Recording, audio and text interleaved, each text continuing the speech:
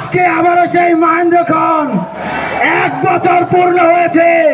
খুনি হাসিনা পালিয়েছে, বাংলাদেশের ছাত্র জনতা জিতেছে। সবাই একসাথে স্লোগান হবে, ইনকিলাব ইনকিলাব জিন্দাবাদ জিন্দাবাদ, ক্ষমতা না জনতা,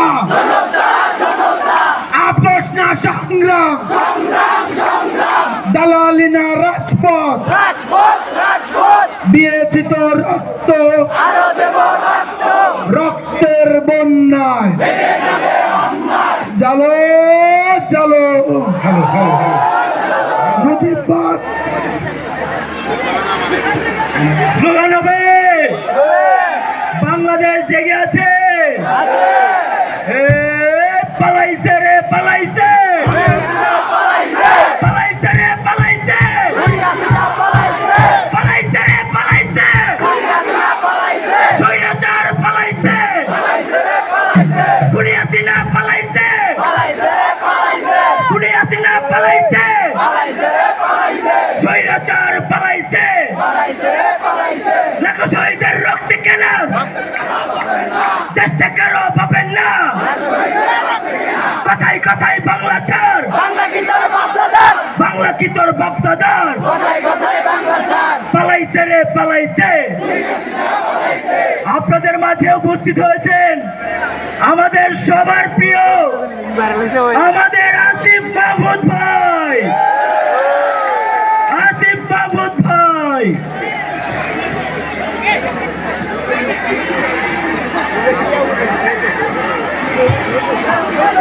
বিজয়, মুক্তি এবং স্বাধীনতার 1 বছর। গত বছর আজকের এই দিনে ছাত্র জনতা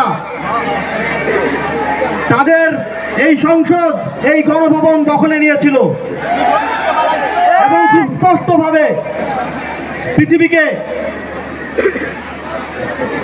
এই সংবাদ পৌঁছে দিয়েছিল যে এগুলো এদেশের জনগণের।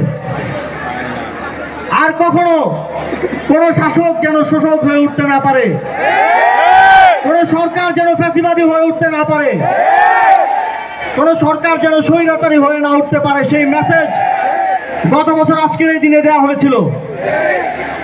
আগামীর বাংলাদেশে যারাই রাষ্ট্র ক্ষমতায় আসবেন, সে যেই হোক, এই জুলাইকে তাদের মনে রাখতে হবে। যাদের মনে ফ্যাসিবাদী হয়ে ওঠার আকাঙ্ক্ষা আছে, এই জুলাইয়ে শেখ হাসিনার পরিণতি তাদেরকে মনে রাখতে হবে। বাংলাদেশের জনগণ পূর্ববর্তী ইতিহাসও এটা বারবার নিশ্চিত করেছে এবং ভবিষ্যতেও এটা বারবার নিশ্চিত করবে।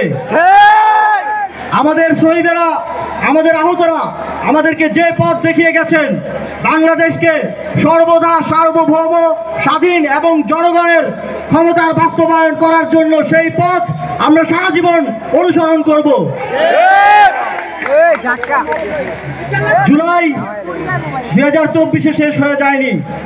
আজকের এই ক্রাউড আপনারা দেখিয়ে দিচ্ছেন যে জুলাই চলমান আছে এবং বাংলাদেশের ইতিহাসের সাথে, ভবিষ্যতের সাথে এই জুলাই সর্বদা জীবিত থাকবে।